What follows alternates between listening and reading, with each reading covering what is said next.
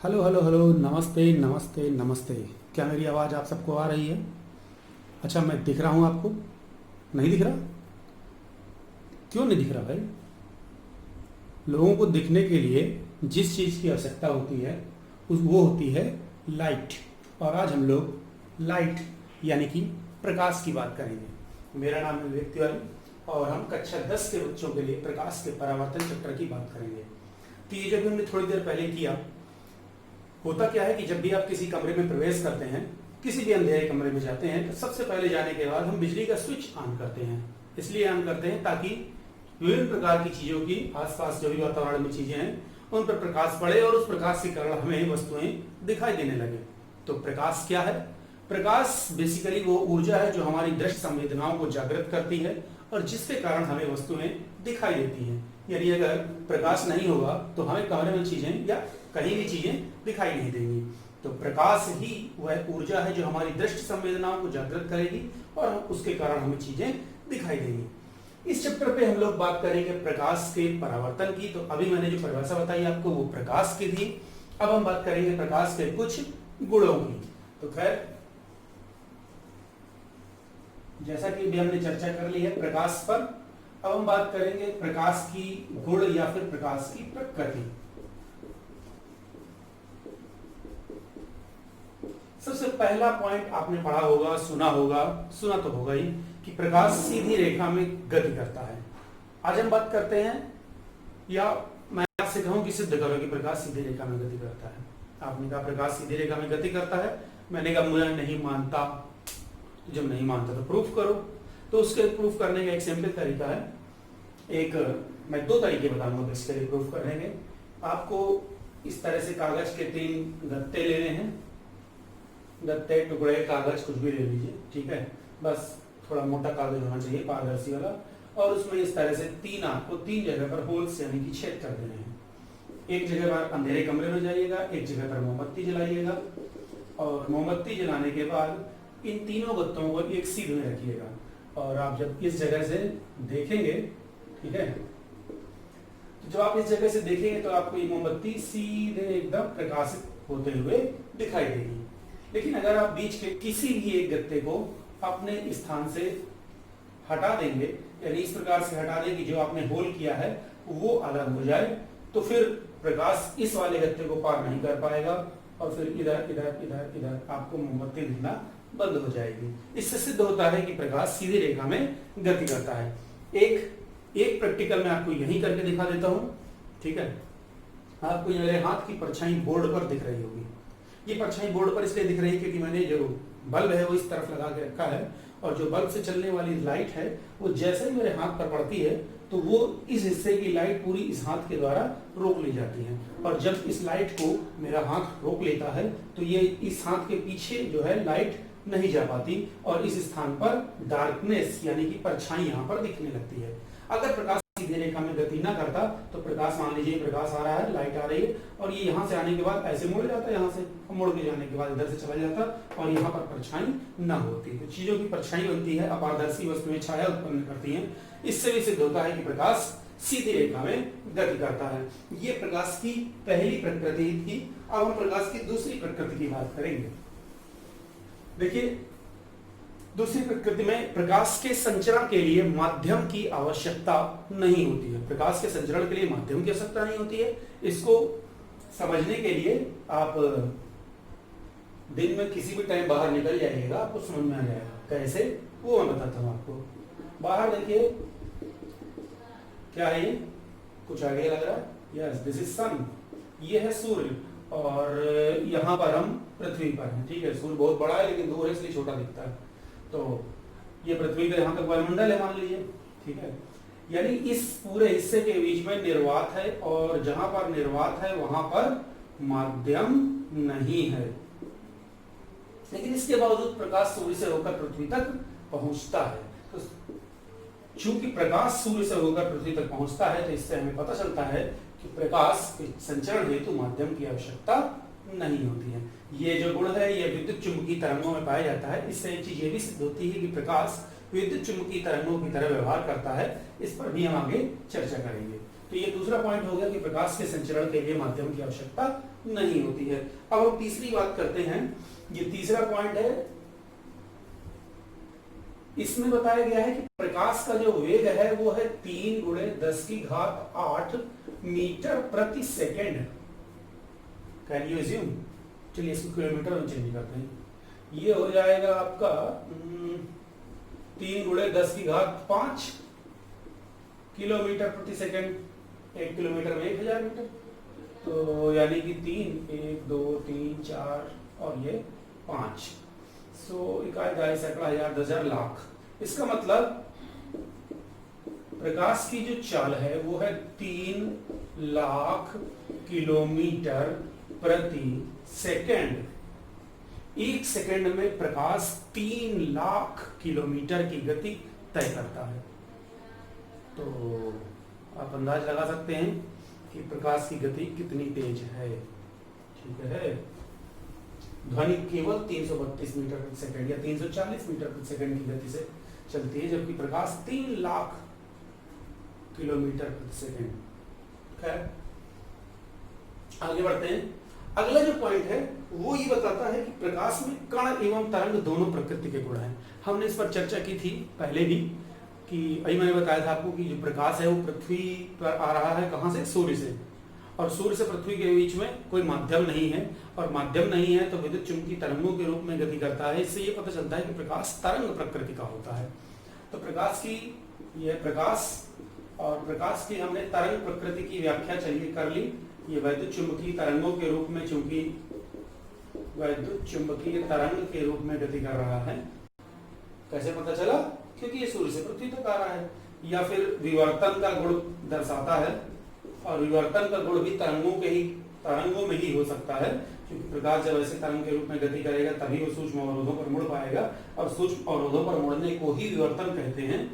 तो इससे पता चलता है कि प्रकाश में तरंग प्रकृति होती है, लेकिन प्रकाश में कण की प्रकृति भी पाई जाती है।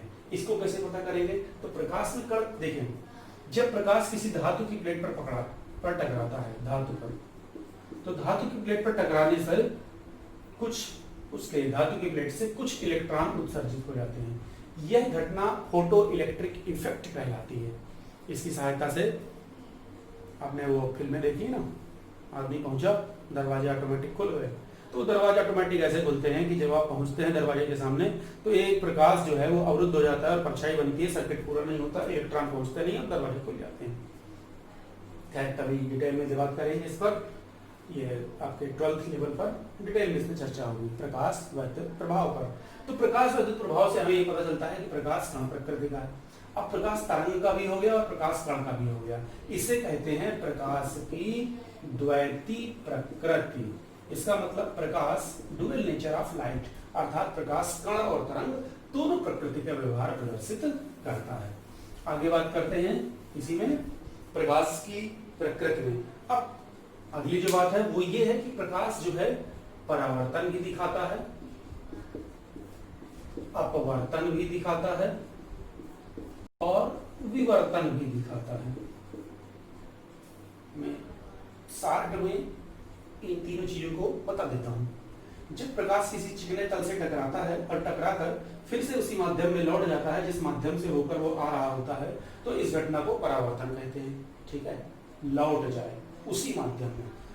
मान लीजिए किसी से ये शीशा लगा हुआ है, शीशे के इस तरफ वायु है और इस तरफ तो शीशा ही है। ठीक है, तो वो वायु से आया, वायु में ही लौट गया, तो मतलब उसका माध्यम चेंज नहीं हुआ, उसी माध्यम में लौट गया। दूसरा, इधर मान लीजिए इस तरफ वायु है और इस तरफ पानी है, तो जब प्रकाश की किरण किसी एक माध्यम से दूसरे माध्यम में आती है तो अपने मार्ग से विचलित होते हुए दूसरे माध्यम में प्रवेश करती है, तो अपने मार्ग से कुछ विचलित हो जाती है। इस प्रकार से प्रकाश की किरण का अपने मार्ग से विचलित होना अपवर्तन कहलाता है। आप अगर पानी में कोई बाल्टी पानी ले लें, उसमें एक सिक्का डाल दें तो सिक्का तली से कुछ ऊपर उठा हुआ दिखाई देता है, वो इसी अपवर्तन के कारण है। अगर एक छड़ी ले लें और जैसे ही आप उसको पानी में डालेंगे तो जिस जगह पर छड़ी पानी में प्रवेश कर रही है, यानी जहां से जो टच है ऊपर पृष्ठ पर, वहां से आपको छड़ी थोड़ी सी तिरछी दिखाई देगी, तो वो सारी चीजें अपवर्तन के कारण है। अब बात करते हैं विवर्तन की। जब भी प्रकाश किसी सूक्ष्म छिद्र, जैसे प्रकाश की किरणें मान लीजिए इस प्रकार से जा रही हैं, लेकिन जब प्रकाश किसी सूक्ष्म छिद्र से गुजरता है तो किनारों पर कुछ मुड़ जाते हैं। वैसे तो सीधे जाना चाहिए, लेकिन किनारों पर भी कुछ मुड़ जाता है। ये जो किनारों पर मुड़ता है ये तरंग प्रकृति के कारण होता है, और इस प्रकार से प्रकाश का सूक्ष्म अवरोधों पर आंशिक रूप से किनारों पर मुड़ जाना विवर्तन कहलाता है। तो खैर ये प्रकाश की प्रकृति हुई जिस पर हमने अभी चर्चा की, और इस प्रकार से हमें प्रकाश की प्रकृति की बातें समझ में आ गई। अब हम बात करते हैं एक बार फिर से प्रकाश के परावर्तन की, और फिर हम परावर्तन के नियमों की बात करेंगे। जब भी प्रकाश किसी चिकने तल से टकराता है, अब ये चिकना तल समतल भी हो सकता है, गोलीय भी हो सकता है, और टकराकर फिर से वापस उसी माध्यम में लौट जाता है, तो यह घटना परावर्तन कहलाती है। ठीक है, ये ऐसे भी रखा जा सकता था, ये जैसे मान लीजिए शीशा, ये शीशा है, ये मैंने नीचे से इसमें पेंट कर दिया। अब पेंट करने से क्या होगा कि प्रकाश की किरण आई, शीशे पर टकराई, पर टकराकर फिर से उसी माध्यम में लौट गई। ठीक, ये घटना परावर्तन कहलाती है। जो किरण आ रही होती है उसे हम कहते हैं आपतित किरण। पतित मीन्स होता है गिरने वाला, आपतित मीन्स आके गिरने वाला, तो यही तो आके गिर रही है, और इसका परावर्तन होने के बाद ये किरण निकली है, तो हम इसे कहेंगे परावर्तित किरण। परावर्तित किरण, जिस बिंदु पर यह आपतित किरण आकर परावर्तक पृष्ठ पर टकराती है उसे कहते हैं हम आपतन बिंदु।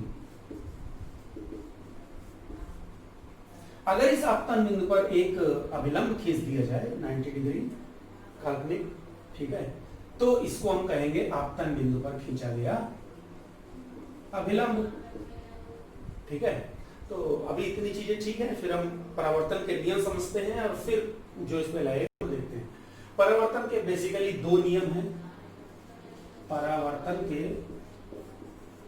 नियम, परावर्तन के दो नियम हैं। पहला नियम हमसे ये कहता है कि आपतित किरण, आपतन बिंदु पर अभिलंब और परावर्तित किरण ये तीनों एक ही तल में होंगे। तल में का मतलब ये है कि आपतित किरण भी, अब ये बोर्ड एक तल है, ठीक है, तो आपतित किरण भी इसी तल में है, अभिलंब भी इसी तल में है, परावर्तित किरण भी इसी तल में है। दूसरे तल में होने का मतलब कि परावर्तित किरण या तो बाहर निकल जाती या बोर्ड को फाड़ के अंदर की ओर निकल जाती, तो ऐसा कुछ नहीं है, वो एक ही तल में होंगे। ठीक है, तो आपतित किरण, आपतन बिंदु पर अभिलंब और परावर्तित किरण ये तीनों के तीनों एक ही तल में होंगे। ये परावर्तन का पहला नियम है। अब बात करते हैं परावर्तन के दूसरे नियम की।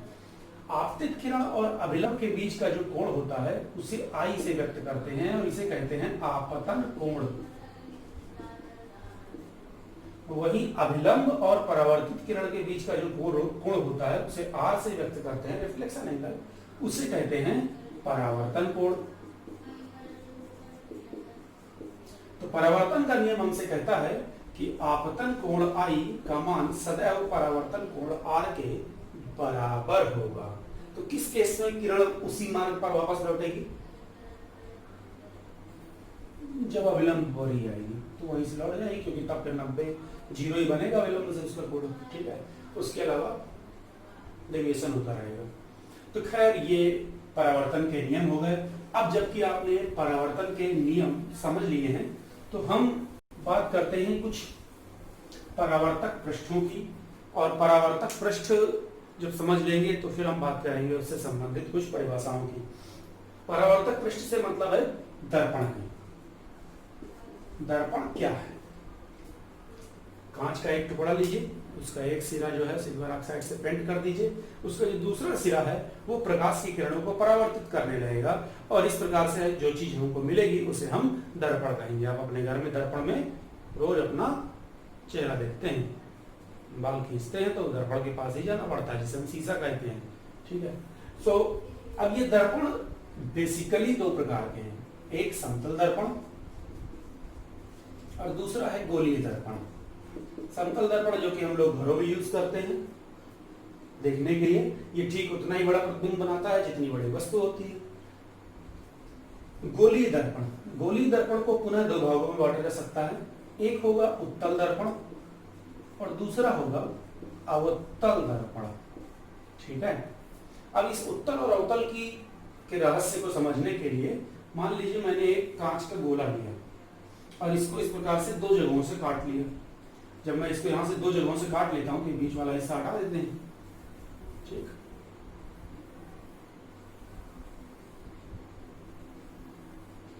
तो ये इस प्रकार से अब मुझे इस कांच के दो टुकड़े मिल गए। इस टुकड़ों में से एक टुकड़े को मैं अंदर से पेंट कर दूंगा और एक टुकड़े को बाहर से यानी उभरे हुए भाग से पेंट करेंगे। ठीक है, तो एक यानी कि एक टुकड़े का परावर्तक पृष्ठ उभरा हुआ होगा और एक टुकड़े का परावर्तक पृष्ठ दबा हुआ होगा। वह दर्पण जिसका परावर्तक पृष्ठ उभरा हुआ होता है उत्तल दर्पण कहलाता है, और वह दर्पण जिसका परावर्तक पृष्ठ इस प्रकार से दबा हुआ होता है अवतल दर्पण कहलाता है। तो बेसिकली उत्तल यानी जिसके उभरे या उठे हुए भाग से परावर्तन, वह दर्पण जिसके उभरे भाग से परावर्तन होगा उसे हम उत्तल दर्पण कहेंगे। वहीं जिसके दबे हुए भाग से परावर्तन होगा उसे हम अवतल दर्पण कहेंगे। तो इस प्रकार से ये दो प्रकार के दर्पण हो गए जिन्हें कि हम उत्तल और अवतल के नाम से जानते हैं। अब बात करते हैं हम इन गोलीय दर्पणों में संबंधित कुछ विशेष परिभाषाओं की, कुछ विशेष तथ्यों की। ठीक है, तो इसके पहले कि हम गोली दर्पण से संबंधित कुछ विशेष परिभाषाएं समझें, मैं यहाँ पर गोली दर्पण बना लेता हूँ। दोनों को बना लेते हैं, साथ साथ समझते चलेंगे। ठीक है, ये हाँ, ये आप बताइए इनमें से कौन सा उत्तल है और कौन सा अवतल है? ये क्या है? हाँ ठीक है, अवतल है। और ये क्या है? उत्तल है। ठीक है, सो ये हो गया अवतल, जिसका दबा भाग परावर्तन करेगा वो अवतल है, जिसका उभरा भाग करेगा वो उत्तल है। ठीक, अब हम इस दर्पण से संबंधित कुछ परिभाषाओं की बात करेंगे। दर्पण से या गोली दर्पण से संबंधित, गोली दर्पण से संबंधित परिभाषाएं। इसमें सबसे पहली परिभाषा हमें समझनी है वो है दर्पण का ध्रुव। ठीक, इस दर्पण के ध्रुव को हम लोग कैपिटल P से व्यक्त करेंगे। खैर ये तो व्यक्त पोल, P फॉर पोल, इंग्लिश में इसे पोल बोलते हैं। जितना भी परावर्तक पृष्ठ है उसके ठीक बीच वाले बिंदु को दर्पण का ध्रुव कहते हैं। यानी ये पूरा का पूरा परावर्तक पृष्ठ है तो बीच में यहां कहीं पर इसका बिंदु आएगा बीचों बीच। ठीक है, इस बिंदु को हम लोग कहेंगे दर्पण का ध्रुव। इसी प्रकार से इसमें उत्तल वाले में भी जो भी परावर्तक पृष्ठ है उसके ठीक बीचों बीच वाले बिंदु को हम लोग दर्पण का ध्रुव कहते हैं और इसे कैपिटल P से व्यक्त करते हैं। अब दूसरी चीज आती है यहाँ पर वक्रता केंद्र। वक्रता केंद्र को C से व्यक्त किया जाता है, C फॉर सेंटर। ये दोनों गोले के ही टुकड़े हैं। जब गोले के टुकड़े हैं तो इसका मतलब कि इन्हें किसी गोले से ही काटा गया है। ठीक है, तो जिस गोले से इन्हें काटा गया होगा, मैं काल्पनिक रूप से गोला पूरा दे रहा हूं, जिस गोले से इन्हें काटा गया होगा उसके केंद्र को दर्पण का, गोली दर्पण का वक्रता केंद्र कहते हैं। उत्तल के लिए इस साइड आ रहा है और अवतल के लिए इस साइड आ रहा है। ठीक है, बट उससे कोई फर्क नहीं पड़ता, ये C और ये C। तो इस प्रकार से हम बाकी का इमेजिनरी वाला पोर्शन हटा सकते हैं। तो चलिए, अब आप वक्रता केंद्र भी समझ गए हैं कि जिस गोले से इस दर्पण को प्राप्त किया गया है उसके केंद्र को हम लोग दर्पण का वक्रता केंद्र कहते हैं। अब बात करते हैं यहाँ पर वक्रता त्रिज्या की। वक्रता त्रिज्या इसे व्यक्त करेंगे कैपिटल R से। दर्पण के ध्रुव और वक्रता केंद्र के बीच की दूरी को वक्रता त्रिज्या कहते हैं। जिस गोले से काटा गया है उसकी त्रिज्या को वक्रता त्रिज्या कहते हैं। तो वही चीज आएगी सरल शब्दों में C और P के बीच की दूरी को। ये CP के बीच की दूरी कैपिटल R के बराबर होगी, इसे हम वक्रता त्रिज्या कहते हैं। यहाँ पर भी वक्रता केंद्र और दर्पण के ध्रुव के बीच की दूरी को वक्रता त्रिज्या कहा जाता है। अगली बात करते हैं दर्पण के फोकस की। फोकस को कैपिटल F से व्यक्त करते हैं। ठीक है, अब देखिए दोनों प्रकार के दर्पण में अगर अंतर मान लीजिए अनंत पर कोई वस्तु रखी हुई है और उससे चलने वाली कोई प्रकाश किरण जो भी आएंगी तो वो सीधी मानी जाएंगी। अनंत से चलने वाली प्रकाश किरणें सीधी होंगी, और जब भी अनंत से आने वाली प्रकाश किरणें या समांतर चलने वाली प्रकाश किरणें, किसके समांतर? मुख्य अक्ष के। अच्छा, मुख्य अक्ष यहाँ पर छूट गई, ठीक है, तो मैं यहीं पर शार्ट में मुख्य अक्ष भी बता देता हूँ। मुख्य अक्ष, ठीक है, इसको नंबर 5 कर लेते हैं और इसको नंबर 4 कर लेते हैं। सी और पी को मिलाने वाली रेखा को अगर हम आगे की ओर बढ़ा दें दोनों तरफ, तो उसे हम मुख्य अक्ष कहेंगे। तो खैर, मुख्य अक्ष के समांतर चलने वाली प्रकाश किरणें इस प्रकार से, ये मुख्य अक्ष के मैं ध्यान हटा दे रहा हूं समझने के लिए, ठीक है, समझ तो गई आप। इस प्रकार से मुख्य अक्ष के समांतर चलने वाली प्रकाश किरणें, अब यहां भी मुख्य अक्ष के समांतर ले लेते हैं, दोनों को साथ साथ समझते चलते हैं। अब परावर्तन के बाद जिस बिंदु से होकर जाती हैं या जाती हुई प्रतीत होती हैं, उसे हम दर्पण का फोकस बिंदु कहते हैं। अब देखिए, अवतल दर्पण में तो ये क्लियर कट, यहां से जाएंगे, एक अविलंब खींचा जाएगा तो इधर की ओर भेज देगा, तो एक किरण यहाँ, ये वाली ऐसे मुड़ जाएगी, ये वाली ऐसे मुड़ जाएगी और ये वाली ऐसे मुड़ जाएगी। ये इस बिंदु पर ये सब आपस में एक जगह पर टकराएंगे, यानी ये किरण ऐसे आई, ये निकल गई, ये किरण ऐसे आई और ये निकल गई, ठीक है, ऐसे ही। तो यहां पर हम ये देख रहे हैं कि समांतर चलने वाली प्रकाश किरणें परावर्तन के बाद मुख्य अक्ष के एक बिंदु पर आपस में मिलती हैं। जिस बिंदु पर वो आपस में मिलेंगी उस बिंदु को हम दर्पण का फोकस बिंदु कहते हैं। लेकिन उत्तल दर्पण में ऐसा नहीं होता भैया, ठीक है, ऐसा होता है, देखते हैं। समांतर चलने वाली प्रकाश किरण जब टकराती है तो अब ये इधर उल्टा तो आएगी नहीं, ये ऊपर की ओर निकल जाती है, ये भी ऊपर की ओर निकल जाती है, ये भी इस प्रकार से, ये भी ऊपर की ओर निकल गई, ये भी ऊपर की ओर निकल गई, और इस प्रकार से ये भी ऊपर, मतलब वापस टकरा कर लौटेगी ना, अंदर की ओर थोड़ी जाएगी, तो लौटेगी तो उस डायरेक्शन में जाएगी। तो ये प्रकाश किरण इस प्रकार से लौट गई, ठीक है। चलिए लौटा देते हैं पहले इनको। मुख्य अक्ष को जिस बिंदु पर काटेगी वो है फोकस बिंदु। क्या ये कहीं काटेगी? क्या ये किरण अब ये मुख्य अक्ष को आगे कहीं काटेगी? क्या अब ये मुख्य अक्ष को कहीं काटेगी? कहीं नहीं। तो दूसरी किरण हमने कही थी काटेगी या वहां से आती हुई प्रतीत होगी। तो इसलिए हम इन किरणों को अगर पीछे की ओर बढ़ाएंगे इस प्रकार से, तो ये जिस बिंदु से आती हुई प्रतीत होती हैं इमेजिनरी रूप से, मुख्य अक्ष के जिस बिंदु से आती हुई प्रतीत होती हैं उसे हम दर्पण का फोकस कहते हैं। इस प्रकार से दर्पण का फोकस हो गया। अब यहीं पर बात कर लेते हैं फोकस दूरी की।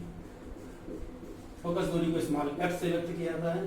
दर्पण के ध्रुव और फोकस के बीच की दूरी को फोकस दूरी कहा जाता है, यानी कि P और F की दूरी जो है वो फोकस दूरी होगी। इस प्रकार से ये और एक चीज और, दर्पण का द्वारक। द्वारक से मतलब यही है कि दर्पण का जितने हिस्सा परावर्तन के लिए उपलब्ध होता है उसे हम दर्पण का द्वारक कहते हैं। इस प्रकार से ये दर्पण से संबंधित कुछ परिभाषाएं हो गई हैं।